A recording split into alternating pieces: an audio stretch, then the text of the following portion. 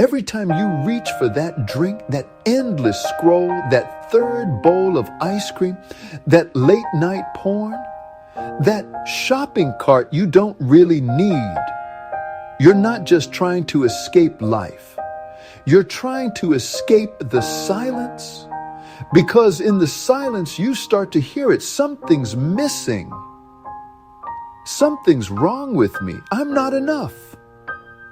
So you reach for something outside of you to numb that voice, to outrun that ache, to fill that empty space inside.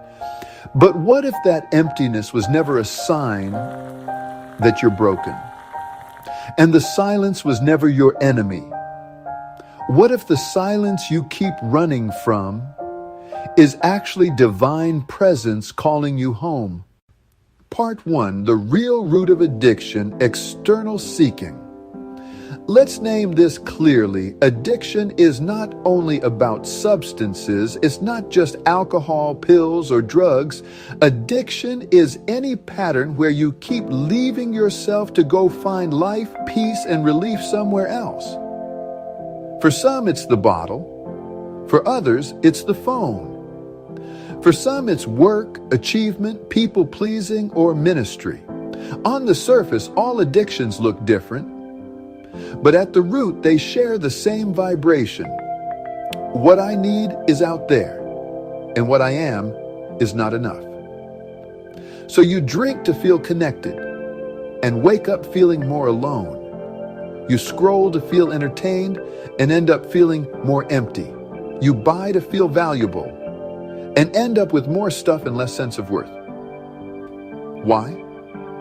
Because you are trying to find God outside of yourself. You are trying to fill a spiritual emptiness with external solutions. Part 2, the divine truth. I am presence as fulfillment.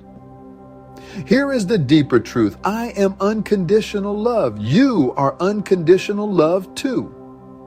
We are one and the same essence. You are not a separate little self begging a distant God for a little more peace, a little more worth, a little more love. You are an expression of the very presence you are seeking. Addiction begins when you forget that. When you forget I am, you become I am not enough. I am missing something. I am broken. From that false identity, of course you will seek, chase, grasp, and escape. You have to, because your whole sense of self is built on I lack.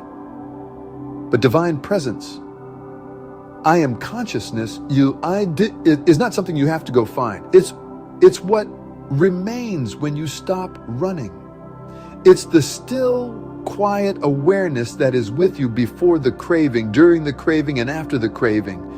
When you begin to rest in that presence, the emptiness doesn't disappear because you finally found the right substance, or the right partner, or the right achievement. The emptiness dissolves because you remember what you actually are. You're not a human trying to get a little bit of God.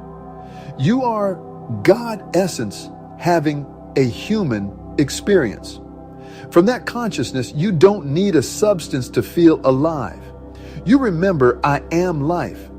You don't need someone's approval to feel worthy. You remember, I am worth. You don't need to escape to feel peace. You remember, I am peace. Part 3, a story from addiction to presence. I walked with someone who had been drinking heavily for 15 years. Every night he told himself, I just need to relax. I've had a long day. This helps me sleep. But underneath all of that, there was a deeper sentence running. I can't sit with myself. If I stop, I will feel how empty I am. One evening, he decided to try something different. He felt the urge to grab the bottle, but this time he paused. He sat down, closed his eyes, and for the first time he asked, what am I really seeking right now? Not why am I such a mess? Not what's wrong with me, but what am I actually hungry for? At first, all he felt was restlessness, shame, and the familiar urge to get up and pour a drink. But he stayed, he breathed, and in that uncomfortable silence, something else began to emerge. A quiet presence, a sense of being held, a gentle awareness that did not judge him, did not shame him, did not rush him.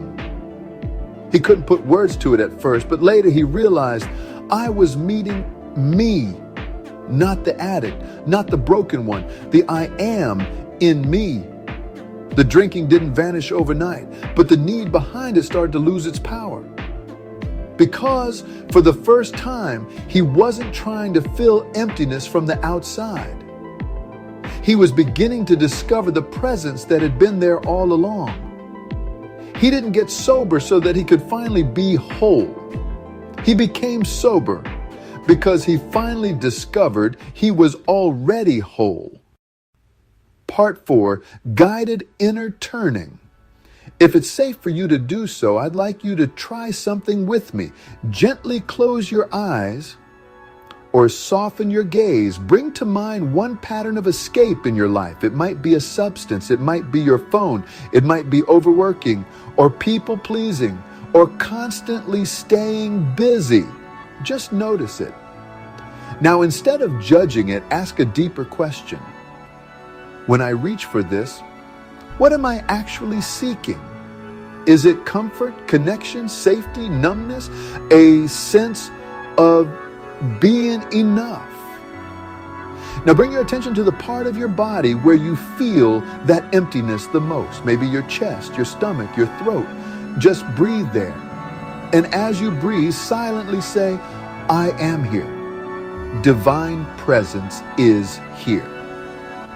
I am not separate from the love I seek. You don't have to make presence show up. You're simply noticing the presence that's never left. This moment, this very breath is your doorway from addiction to awareness, from escape to presence. Part 5, the path from external seeking to sacred fulfillment. The path out of addiction is not about trying harder to be a better version of the false self. It is about remembering your true self. Instead of asking, how can I stop this behavior? Begin asking, who am I when I'm not seeking outside of myself? Instead of, how do I escape this feeling? Begin asking, what if this feeling is simply the place where divine presence wants to meet me? When you live as the one who is lacking, you will always be tempted to escape. When you remember yourself as I am, the compulsion to escape begins to lose its foundation. Closing CTA. If this episode is stirring something in you, if you recognize that pattern of reaching outside yourself and you're sensing a call back into divine presence, I want to invite you deeper. This is just one step in the divine reset journey. To keep walking this path with me, watch the rest of the Divine Reset series here on my channel, where we go layer by layer through these inner shifts of identity. And if addiction and escapism have been part of your story, stay tuned for the shorts connected to this episode, where I'll break down specific moments of this journey into simple, practical shifts. You don't have to become someone new to be free from addiction. You are remembering who you have always been. I am presence. I am love. I am that I am.